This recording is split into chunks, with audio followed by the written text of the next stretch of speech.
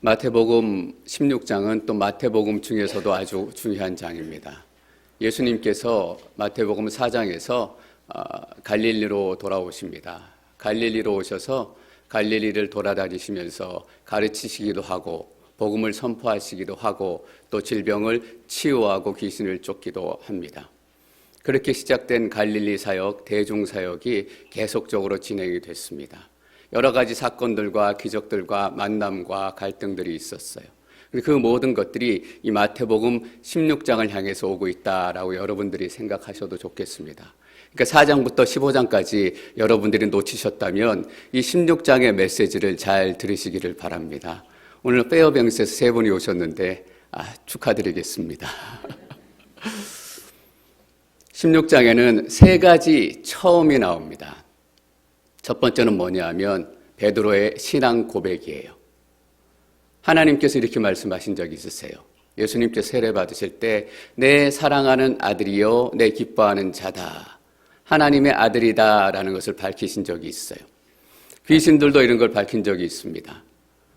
하나님의 아들 예수여, 당신이 나와 무슨 상관이 있기에 우리에게 와서 우리를 이렇게 괴롭히십니까? 라고 얘기해요. 그리고 기적이 일어났을 때 그 기적에 깜짝 놀라가지고 사람들이 깜짝 놀란 반응으로 그냥 하나님의 아들이다 라고 얘기할 때가 있었어요. 그런데 16장에 처음으로 사람의 입술을 통해서 제자들의 입술을 통해서 신앙이 고백되어져요. 주는 그리스도시요 살아계신 하나님의 아들입니다 라는 이 완전한 신앙 고백이 16장에 처음 등장하는 거예요. 그리고 두 번째 16장에 처음 등장하는 게 있어요. 교회예요. 예수님께서 하나님의 놀라운 비밀, 이 땅의 마지막 소망, 교회에 대해서 말씀하세요. 그래서 오늘 설교 제목을 예수 교회를 말하다라고 지었습니다. 그리고 세 번째는 뭐냐면 예수님께서 처음으로 십자가에 잡혀서 죽으실 것과 3일 만에 부활하실 십자가와 부활의 사건에 대해서 처음으로 구체적으로 드러내놓고 말씀하시기 시작하는 거예요. 예수 교회를 말하다. 이 16장의 사건은 예수님의 두 가지 질문으로부터 시작이 됩니다. 사람들이 나를 누구라고 생각하느냐? 그러면 너희들은 나를 누구라고 생각하느냐? 제자들이 대답해요. 사람들이 예레미야라고도 하고 엘리야라고도 하고 세례 요한이라고도 합니다. 라고 말하니까 거기에 1절 대꾸도 하지 않으시고 예수님이 곧바로 물으세요. 그렇다면 너희는, 이 본문은 너희라는 걸 강조하고 있어요. 너희는 나를 어떻게 생각하느냐? 왜 첫 번째 질문에 반응하지 않으셨을까? 중요한 건 우리가 예수님을 어떻게 만나고 어떻게 생각하고 어떻게 경험하느냐, 이것이 중요하기 때문이에요. 다른 사람들이 예수에 대해서 어떻게 말하고 예수에 대해서 어떻게 평가하고 어떤 경험을 하고 이게 하나도 중요하지 않아요.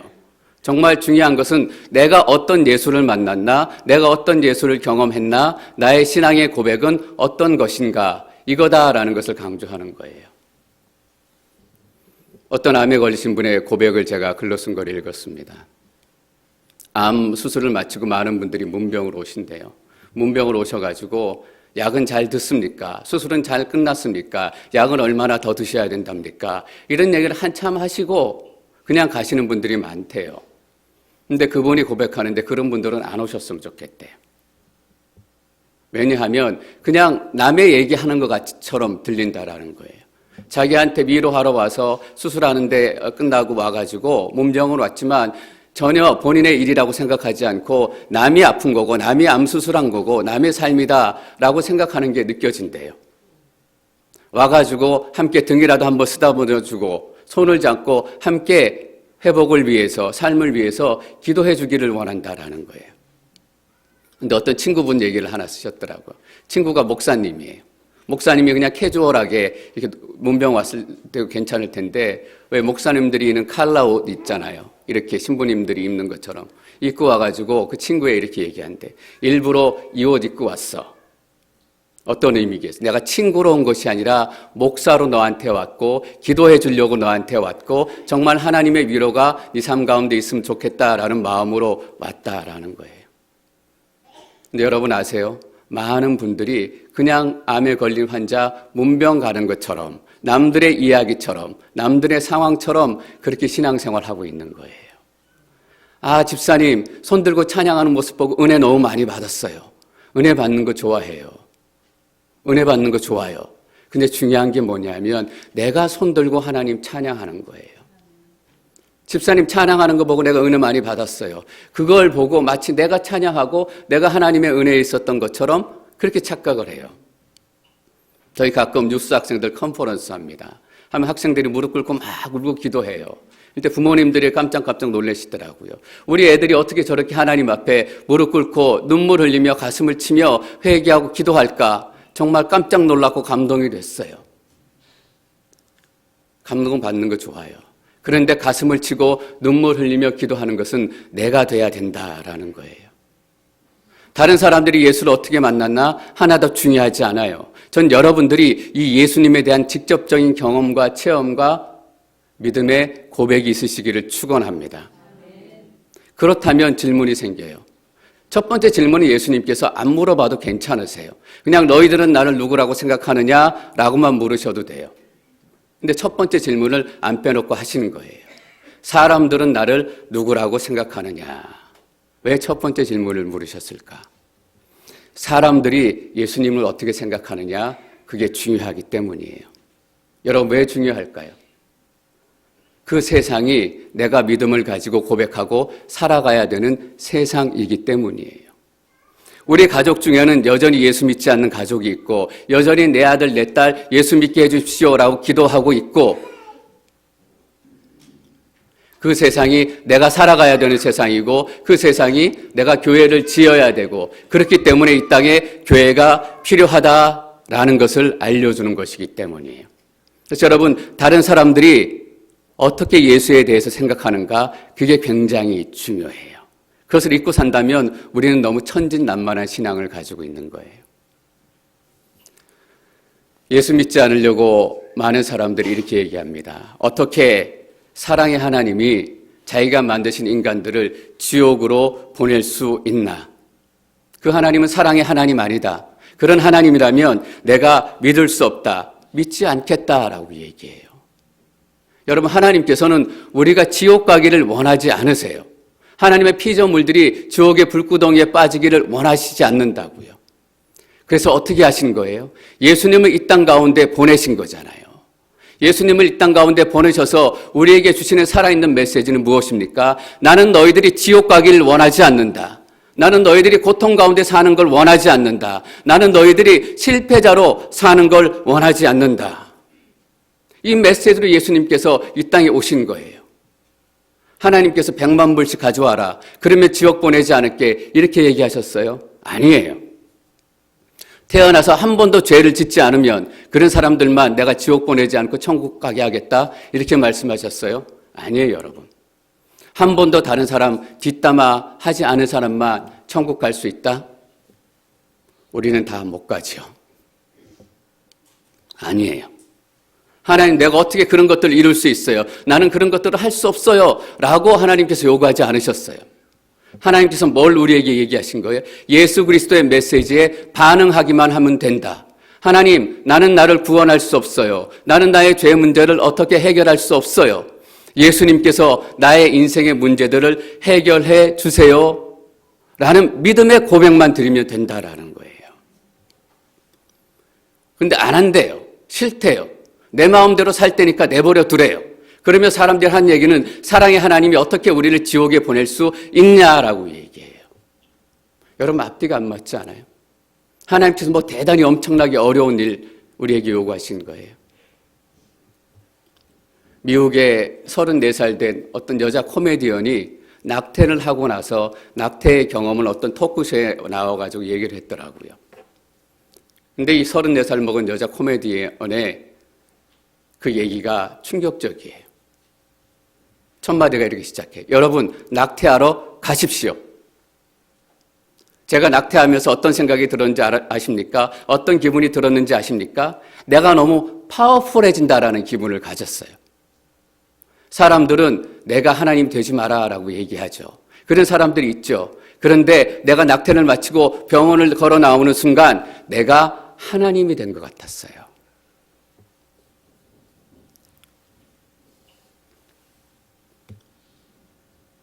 사람들이 얘기해요.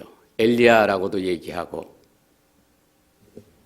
세례 요한이라고도 얘기하고 예레미야다라고 얘기하기도 해요. 예언자의 이름은 달라요. 근데 여러분 공통점이 뭐예요? 예언자 중에 한 사람이다라고 고백하는 거예요. 여러분 이거는 이런 의미가 있어요.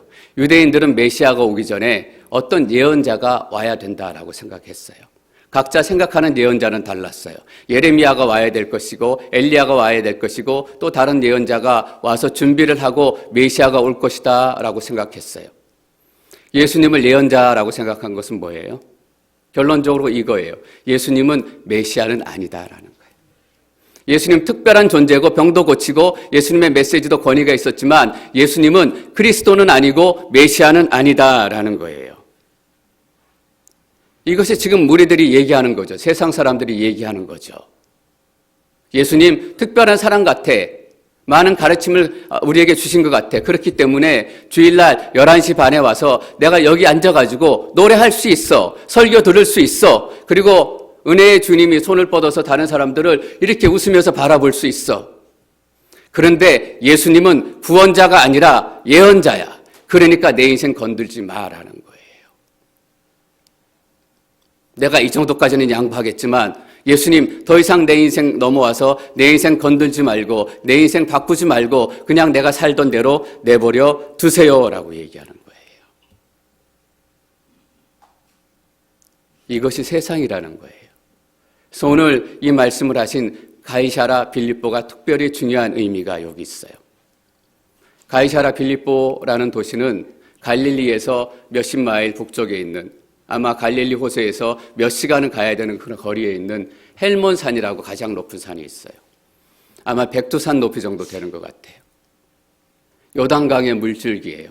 거기에 쌓여있는 눈들이 녹아가지고 칼칵칼칵 봄에 나오면 그것이 요단강 물줄기가 돼서 요단강으로 들어가고 갈릴리 호수로 들어가고 이스라엘의 젖줄이 시작되는 곳이에요. 한국으로 말하면 계룡산이에요. 그 산자락에 어떤 것들이 있냐면 예전부터 바알 숭배 오랫동안 하던 곳이에요.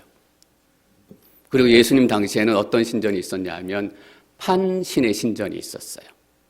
판신은 그리스 신화에 나오는 목축의 신 목자의 신이래요. 판신의 신전이 있는 깊은 동굴이 있어요. 거기서부터 물들이 콸콸콸콸 솟아나온대요. 지금도 성지순례 가면 거기서 많이 이렇게 구경을 하는 것 같아요. 그 안에 제단을 쌓아놓고 사람들이 짐승을 잡아가지고 그 동굴에 던지는 거예요. 어떤 의미겠어요? 판신 앞에 제물을 바치는 거예요. 근데 그 제물이 동굴 안에 던져져서 핏물이 이렇게 물이 흘러나오는데 섞여서 나오면 판신이 제물을 받지 않은 거래요.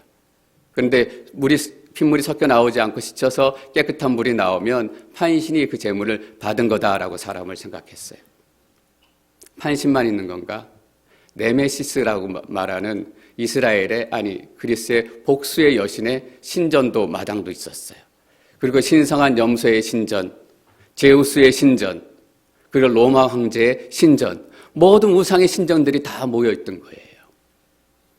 여러분 가이사라 빌립보는 어떤 의미냐면 세상의 축소판이에요. 다 각자가 자기가 믿는 것을 신으로 믿고 살아가고 내가 선택해서 이것이 하나님이다 라고 믿으면 그렇게 살아가는 세상이에요. 여기에서 예수님께서 내가 누구냐라고 물으시는 거예요. 이 가이사라 빌립보는 세상이에요. 교회가 세워져야 하고 교회가 필요하고 교회 아니면 소망 없이 우상으로 살아가는 세상을 얘기하는 거예요.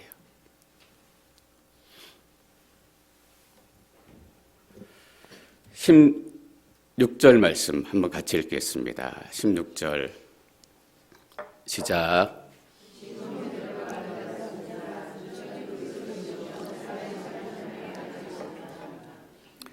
주는 그리스도이시며 살아계신 하나님의 아들이십니다. 그리스도는 하나님께서 보내신 구원자라는 의미입니다. 이 그리스도가 어떤 분인가? 하나님의 아들이다라는 거예요. 그리스도를 구주로 고백하고 그리스도가 하나님께 보내신 구원자다라는 것을 고백하는 것은 이런 거예요. 삶의 우선순위가 바뀌어요. 나중에 보면 예수님께서 복을 받았다라고 말씀을 하세요. 사람들이 행복의 조건을 뭐라고 생각하나 제가 찾아봤더니 1, 2, 3, 4위가 이런 거더라고요. 1등이 재물, 돈, 2등이 명예, 사회적인 성공, 타이틀, 3등이 건강, 4등이 행복한 가족관계. 근데 주를 그리스도로 고백하는 순간 이 우선순위가 바뀌어요. 1등이 누가 돼요? 1등이 그리스도 하나님이 되는 거예요. 여러분, 2등이 중요해요. 우리 1등만 생각해요. 2등이 뭘까요? 2등은 하나님이에요. 3등이 뭐예요? 3등이 하나님이에요. 우리는 우선순위를 바꾼다라고 생각하면 하나님하고 돈하고 치열하게 1등과 2등 자리를 놓고 다투는 것 같아요. 그렇게 생각해요. 그래서 오늘은 간신히 하나님께서 1등했어. 아니야, 오늘은 돈이 1등하고 하나님이 2등으로 밀렸어. 이렇게 생각한다고요. 우선순위가 바뀐다라는 것은 하나님과 돈하고 1, 2등 자리를 놓고 다툰다라는 의미가 아니라 우리 삶의 1등, 2등, 3등, 4등, 5등, 10등 그 모든 것이 하나님이 된다라는 의미예요. 나 외에 다른 신을 두지 말라라는 것은 어떤 의미예요? 나 외에는 너희가 따르고 너희 인생을 걸 만한 신이 이 땅 가운데는 없다라는 의미예요. 여러분, 오해하지 마십시오. 돈이 필요하지 않다, 건강이 중요하지 않다, 좋은 가족관계가 의미 없다라는 의미 아닙니다. 주가 그리스도로 고백되는 순간 이것들은 등수에서 빠져요. 빠지는 대신 어떤 일이 일어나냐 하면 돈이 하나님 안에서 새로운 의미를 갖게 돼요. 새로운 가치를 갖게 돼요. 우리의 건강이 새로운 의미를 갖게 된다고요. 개처럼 벌어서 정승처럼 쓴다? 정승처럼 사는 게 우리의 목표잖아요. 그러니까 개처럼 돈 벌어도 괜찮은 거예요. 그런데 하나님 안에서 이 재물의 의미가 새롭게 해석이 되어지고 재물의 가치가 새롭게 바뀌는 거예요. 여러분, 어떻게 바뀌어요? 하나님을 위해서 돈을 벌고 하나님을 위해서 돈을 쓰게 되는 거예요. 우리가 사회적인 타이틀을 얻어요. 타이틀 중요하죠. 그 타이틀을 얻기 위해서 우리는 모든 것을 다 희생해요. 어떤 때는 신앙까지 희생한다고요. 근데 하나님 안에 있으면 이 타이틀의 의미가 달라져요. 내가 장사하는 거, 회사 다니는 거, 내가 사역하는 거, 이것이 하나님 때문에 시작했고 하나님의 영광을 위해서 시작되는 거예요. 교회는 어떻게 시작이 되는가? 주는 그리스도시요 살아계신 하나님의 아들입니다 라는 믿음의 고백을 드리는 사람들로부터 시작이 돼요. 여러분, 그것이 교회예요. 이전에 구도자 예배라는 말이 있었습니다.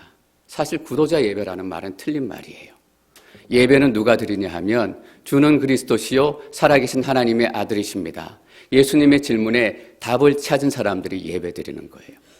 구도자는 어떤 사람이에요? 아직도 그 답을 찾지 못해서 답을 찾아가는 길에 있어요. 어떤 것이 진짜 길이고 어떤 것이 진짜 도인지 모르기 때문에 아직까지 찾아가고 있는 과정 가운데 있는 거예요.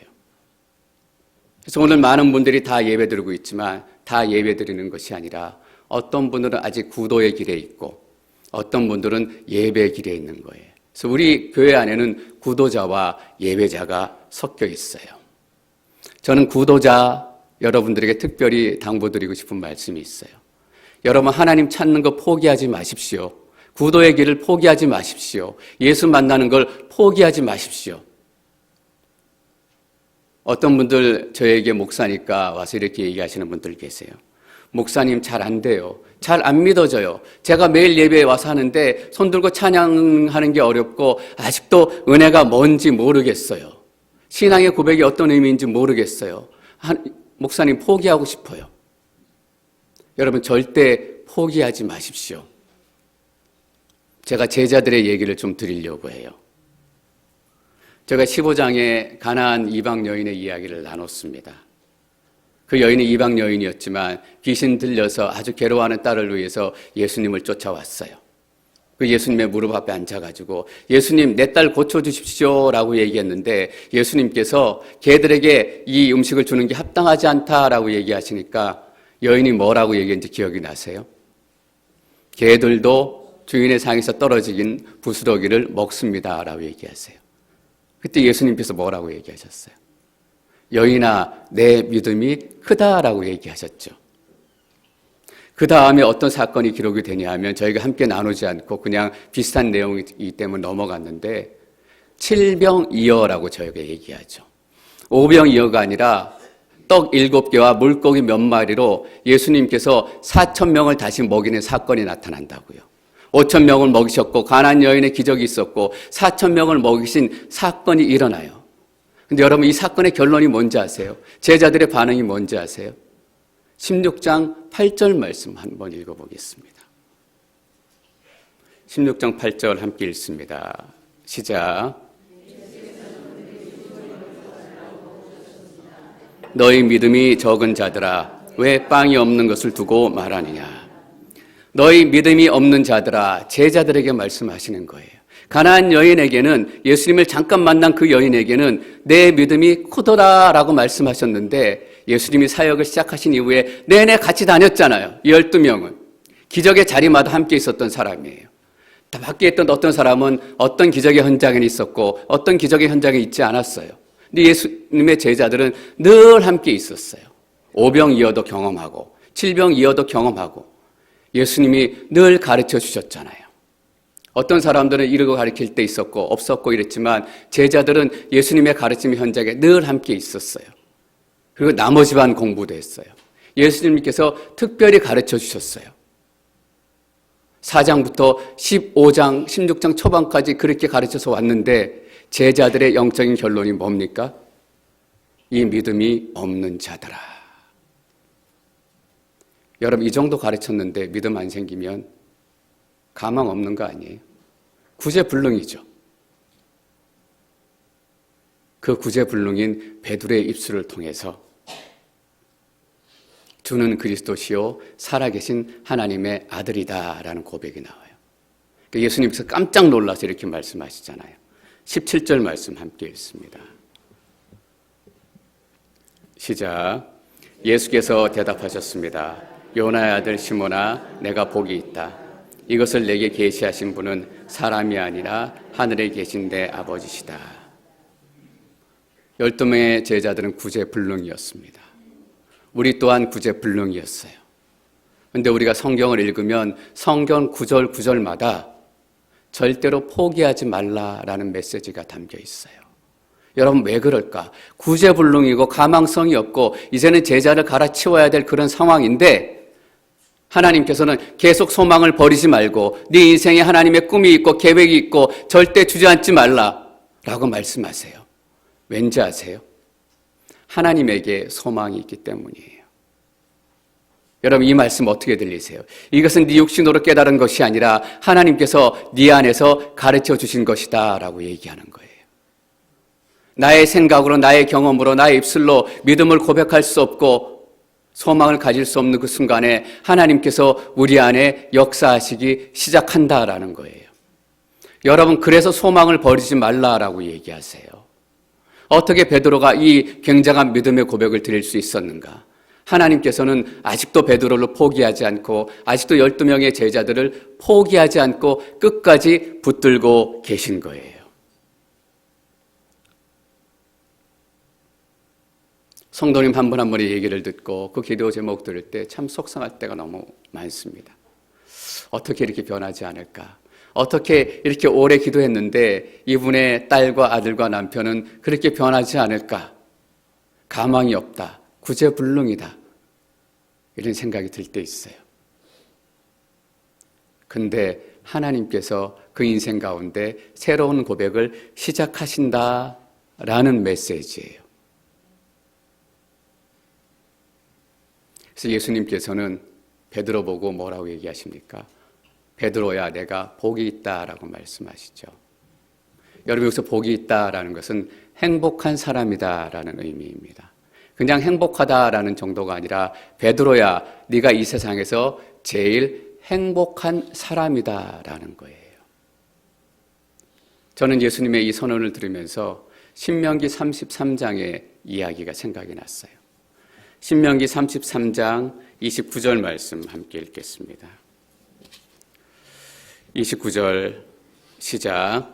이스라엘아 너는 행복하다. 여호와께서 구원하신 민족인 너 같은 자가 누구겠느냐.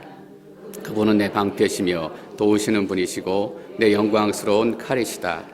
예, 내 원수들이 내 앞에서 움츠리고 너는 그들의 높은 곳을 발로 밟을 것이다.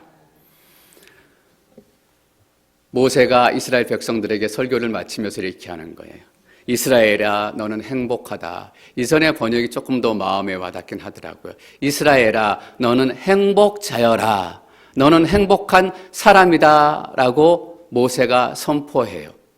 여기서 행복이란 말은 마찬가지예요. 무엇을 더 가졌기 때문에 좀 나아졌다는 것이 아니라 네가 이 땅에서 가장 행복한 사람이다. 라고 모세가 선포하는 거예요. 여러분, 왜 행복하다라고 선포해요? 네가 부자가 됐기 때문에, 네가 땅을 가지게 됐기 때문에, 네가 건강한 가정을 가졌기 때문에 행복하다라고 얘기하는 것이 아니라 너는 행복자다. 여호와께서 구원하신 민족인 너 같은 자가 누가 있겠느냐. 하나님의 구원을 경험했기 때문에 행복하다라고 얘기하는 거예요. 여러분, 이 말씀의 의미를 저는 여러분들이 더 깊이 깨달을 수 있게 되기를 소망합니다. 왜냐하면 돈이 우리를 지켜줘요. 그런데 돈이 우리를 지켜주지 못할 때가 있다고요. 건강이 우리를 지켜주기도 해요. 건강이 우리를 지켜주지 못할 때가 있어요. 사랑하는 가정, 우리를 위로해주고 우리를 지켜줘요. 그러나 그 가정도 우리의 삶을 지켜주지 못할 때가 있다고요.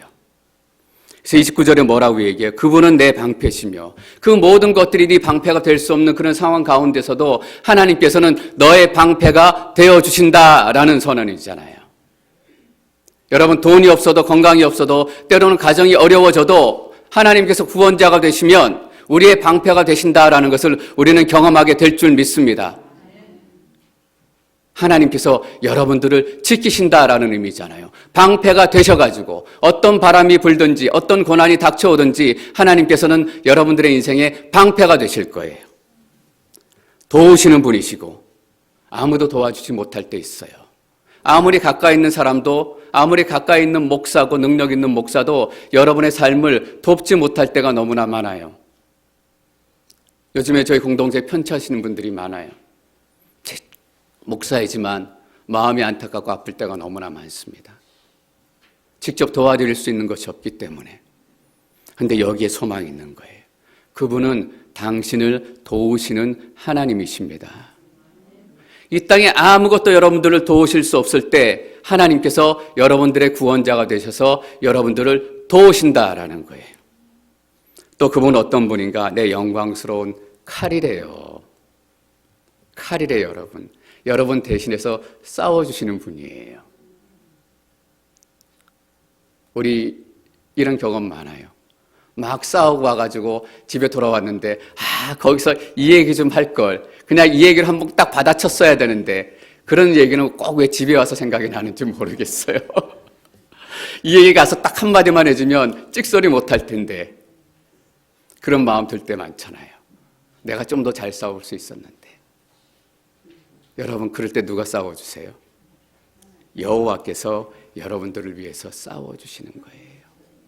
여호와 칼이 되셔서 우리 대신 싸워주시는 싸움은 언제나 이기는 싸움이에요. 그 싸움은 언제나 승리로 끝나는 싸움이에요. 여러분, 가이사라 빌립보 주위를 돌아보면 우리의 믿음을 돕고 우리의 믿음을 세워가는 어떤 증거도 없어요. 이 우상이 있고 저 우상이 있고 아마도 예수님께서 이 말씀하실 때 그 판신이 있는 동굴 앞에서 제자들을 세워놓고 말씀하셨을지는 모르겠어요. 여전히 사람들은 재물을 죽여서 동굴 안으로 던져놓는데 세상은 그렇게 살아가고 나의 믿음을 격려해 주는 사람 한 사람도 없고 그런 세상 속에 살아요. 내 믿음이 도저히 시작될 수 없을 것 같은 그런 상황 속에서 하나님께서 나의 칼이 되셔가지고 세상과 싸워주시기 시작하는 거잖아요. 우리는 우리의 가이사라 빌립보에 서 있는 거예요. 아무도 나를 돕지 않는 것 같아요. 어떤 상황을 봐도 믿음이 막 살아날 것 같은 그런 상황이 아니에요. 주위를 돌아보면 오히려 내 믿음이 꺾이고 내 믿음이 무너지고 내 소망이 무너져야 맞아요. 근데 주를 그리스도라고 고백한 사람은 어때요? 그런 상황이지만 소망이 포기가 되지 않는다고요. 제가 앵커리지 교회를 향한 소망이 포기가 되지 않는 게 앵커리지 온누리교회 단순히 담임 목사이기 때문에 절대 그렇지 않아요. 이 교회가 하나님의 교회이기 때문에 그런 거예요. 하나님께서 이 교회의 방패가 되시고 얼마나 많은 사단의 공격이 이 교회를 흔들어요. 이 방법 저 방법 써가지고 교회를 다 흔든다고요. 지난해 여름에 저희 앵커리지 교회 연합 부흥회가 있었어요. 제 아내하고도 가끔 그 목사님의 메시지를 나누는 게 뭐냐면 그 목사님이 이런 얘기 하시더라고요. 앵커리지에 있는 교회들 참 영세합니다. 영사돼요, 여러분. 단순히 작다라는 의미 아닌 것 같았어요. 영적인 능력도 없고 파워도 없고 그냥 오늘이 내일인 것 같고 자존심이 팍 상하더라고요, 여러분. 그럼 하시는 얘기가 좀 될 것 같으면 끌어내리고 좀 될 것 같으면 끌어내리고 그래서 주저앉히고 그러면서 이런 얘기 하시더라고요. 여러분, 판을 바꿔야 됩니다. 여러분, 판 바꿔야 돼요. 예수 믿고 우선순위가 바뀐다는 것은 하나님이 1등이 되고 돈이 2등이 되고 건강이 3등이 된다라는 의미 아닙니다. 1등, 2등, 3등, 4등 내 인생의 유일한 목적이 하나님 한 분만이 되신다라는 거예요. 그래서 그 안에서 돈의 의미를 찾고 그 안에서 건강의 의미를 찾고 그리스도가 없으면 아무리 부자가 돼도 의미가 없다라는 얘기예요. 그리스도가 없으면 아무리 건강해도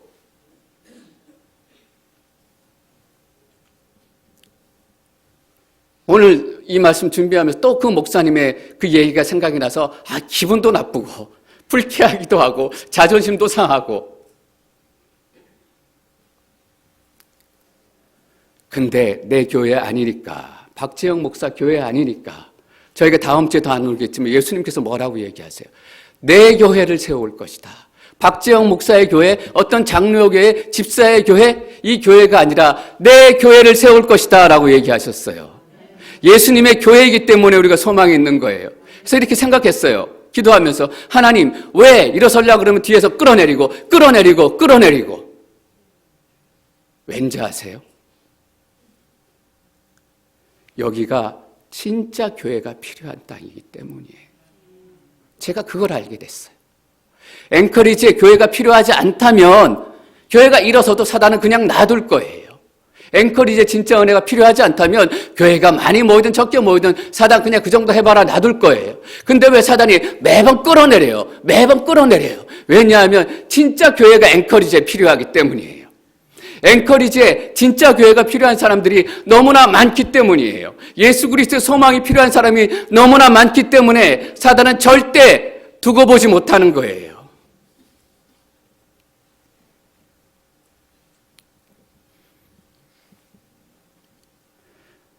(18절) 말씀 계속 읽겠습니다. 18절 시작.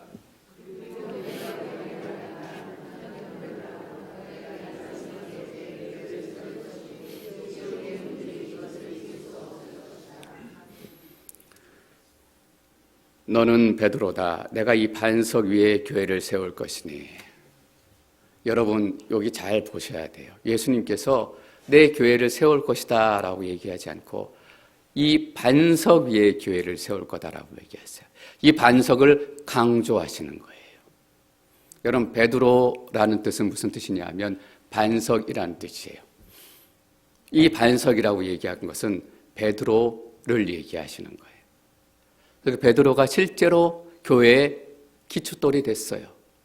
사도행전에 보면 베드로로 인해서 얼마나 많은 교회의 부흥이 시작이 되고 얼마나 많은 사람들이 하나님 앞으로 돌아오게 되는지 베드로가 첫 번째 설교자가 돼가지고 크리스찬 역사상 첫 번째 설교를 하는데 3,000명의 마음이 움직여서 하나님 앞으로 돌아와요. 근데 여러분 여기서 잘 봐야 될 게 뭐냐 하면 그 베드로는 그냥 베드로가 아니라 하나님께 복받은 베드로라는 거예요. 주는 그리스도시요 살아계신 하나님의 아들이시다라는 고백을 하고 나서 예수님께서 너가 이 세상에서 가장 행복한 사람이구나라는 예수님의 칭찬을 들은 베드로라는 거예요. 그래서 이 베드로는 베드로 한 사람이 아니라 12명의 제자들을 대신하는 베드로예요. 여러분 12명의 제자들은 그냥 12명의 제자가 아니에요. 12명의 제자들은 이 시대에 살아가는 모든 믿음의 성도들, 주는 그리스도시요 살아계신 하나님의 아들입니다 라는 고백을 드리는 이 모든 시대의 성도들을 대신하는 사람이에요. 이 반석 위에 교회를 세울 것이다. 예수님께서 교회의 머릿돌이 되셨어요. 코너스톤이 되셔서 거기에 예수님의 마음과 또 예수님의 방향과 이 교회를 향한 예수님의 소망이 기록되어 있어요. 예수님의 반석이 되셨다면 베드로 반석이 또 기초가 되는 거예요. 여러분, 건물에 머릿돌 놓고 반석 하나 놓고 건물이다라고 얘기하잖아요. 그 위에 요한의 반석이 얹어져요.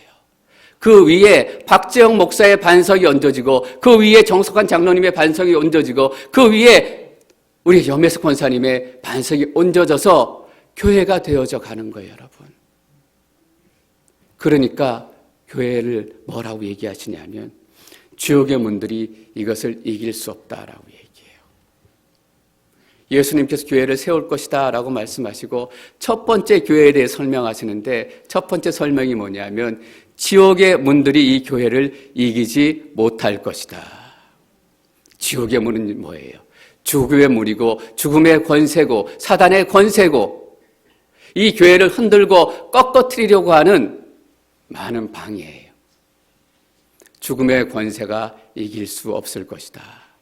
여러분, 이 말에 들어있는 첫 번째 암시를 우리가 잊어서는 안 돼요.